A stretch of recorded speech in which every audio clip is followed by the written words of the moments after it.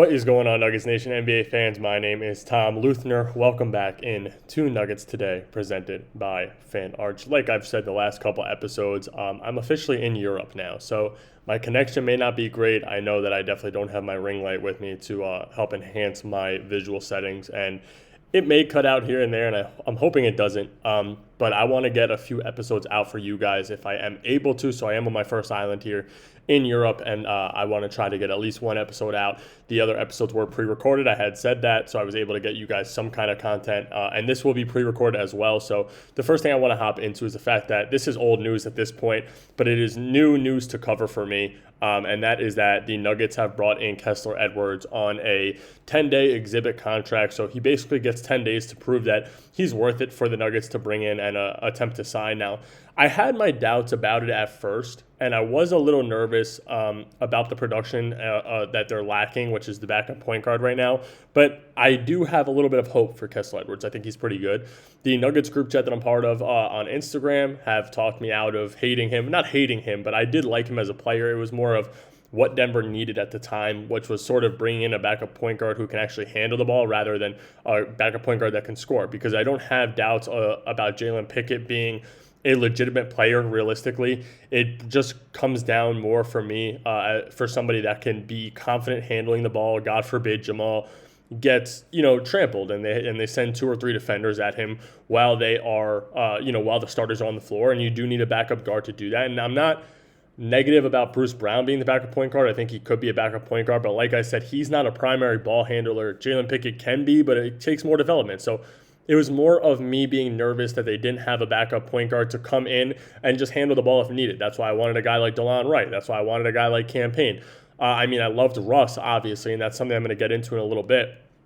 I loved Russ as a backup point guard, a guy that can handle the ball as a primary ball handler. The guy was a superstar at one point. I know he's not anymore, but he brought a good culture to Denver. He was able to handle the ball when Jamal wasn't. The turnover rate wasn't insane, and that's why I think it's good to have a backup ball handler. But when it comes to Kessler Edwards, I know that he was sort of a backup center in Dallas. He's 6'8". He's a small forward, and he's actually listed as a small forward, which is funny enough. He's a small forward, power forward combo, which Denver could use.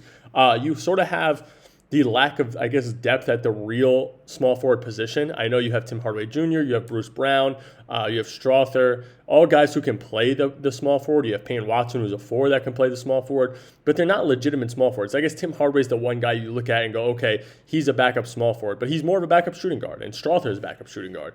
Again, Bruce Brown could be anywhere from the 1 to the 4. I know he's very small, but he plays it to a perfect tee. So I wouldn't mind Kessler Edwards. Then you look at his shooting splits. He was only taking 1-3 a game, played 40 games for Dallas. He's playing about 15 minutes per game. His stats weren't crazy. 4 rebounds, half a block per game. 4 points, half a block per game. His rebounds were at 3 rebounds per game. His assists was at 1.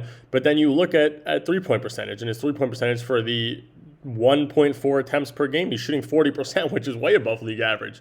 So I wouldn't mind bringing him in as a backup small forward. Like I said, somebody like Cam is so high IQ'd that if you bring a guy like Kessler Edwards and you do think you could develop him, he's 25 years old, so he's still on the younger side. You think you could develop him, and you bring in him, you bring him in and let Cam sort of help develop him. I think he could be a great player for Denver, and he gives the small forward depth because then you can leave Strother at the 1 or 2. You can leave Timmy at the 2. You can leave Watson at the 4. And then you have Deron, Watson, Val, Bruce, Strother all able to come off the bench and actually play. So I think that it's a decent signing. I hope that he does prove his worth for Denver, and they're able to bring him in as a backup 3.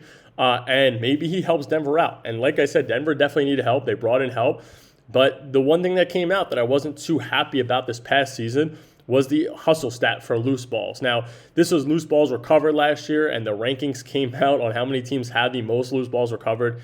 Denver was 27th. So just about the bottom of the NBA in loose balls. And when I continued to talk about, Denver's lack of rebounding, it's funny because they were a top rebounding team on both sides of the ball, offense and defense, but it seemed like they weren't getting rebounds when they needed to. And I when I was thinking about it, it comes down to them not getting loose balls, which is one of the most massive. It's a massive stat in basketball. those hustle plays are what is needed in basketball realistically. If you want to win games, you need to make sure you can hustle for the ball. And the biggest guy for Denver when it came to hustling was obviously the one guy, Russell Westbrook, which now he's gone at this point. I mean, even though at the time of this recording the news hasn't come out, he's gone. He's not on the team. We all know that. It seems like he's going to Sacramento more than anything. And that's the one thing I want to talk about here is the guys that I think need to step up and actually hustle more. Now, I love Christian Brown. I think that he's amazing when it comes to the hustle in the starting five. AG could be that. Cam could be that a little bit. Not that MPJ lacked it, but those long rebounds are things that you can't lose, especially if you have Jokic down low with two guys trying to box him out. So I think that Brown is good. With the two guys that I want to see hustle more than anybody on this team, especially this upcoming year, one is Bruce Brown because like I said, you're losing those Russell Westbrook minutes. So you need somebody who's able to come in and actually try to get a loose ball here and there since Russ isn't doing it, since he was the biggest factor for Denver doing it last year. And the second guy, I think, is somebody who I've constantly covered, and that is Payne Watson. Now, I think P. Watt is doing a good job when it comes to developing his game offensively. We already know what he is defensively. He's a guy who's going to be a good on-ball defender. He's going to be able to block you at the rim. That's why they call him P-Swat. And he's going to be a guy who's valuable for Denver, especially on that defensive side. He can come in and give you 8 to 15 minutes. Those 8 to 15 minutes will be pretty efficient when it comes to both sides of the ball, not only offensively, but on the defensive side. He's going to be a menace and a pest defensively. But he does want to earn a contract, whether that's with Denver or not with Denver. Somebody's going to give him a shot. But the more that you hustle and the more that you show your worth, you're going to get more money, realistically. And I think that Denver's going to give that money to Brown because Christian Brown deserves it.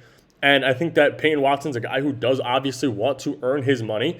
And the way he's going to do that is by hustling for rebounds. If Denver sees that he can hustle for rebounds, I guarantee that they will pay more for him. Then maybe he's even worth because he looks so good around a guy like Jokic or a guy like Val. So if I see Payne Watson hustle more, hit his shots, I would be super happy. And I think he could be a super special player for Denver realistically. Now, last thing I want to talk about in this episode is the in-season tournament.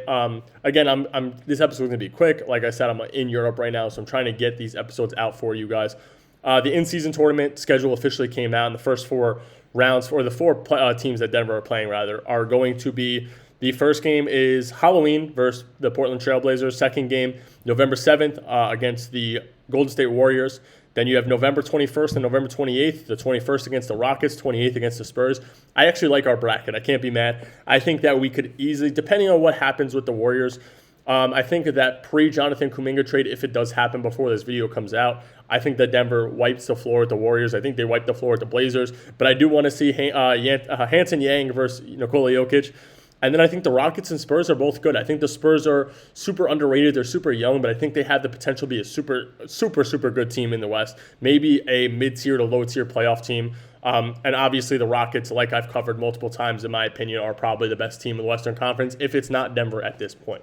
Anyway, that's all I got for you guys, Nuggets Nation. Thank you guys for checking it out. Hit that like and subscribe button. Like I said, I will do my best to get you guys content, but nothing is promised since I can't promise my connection after I get off this island. So hopefully I have another episode out for you guys tomorrow. And thank you guys for checking it out.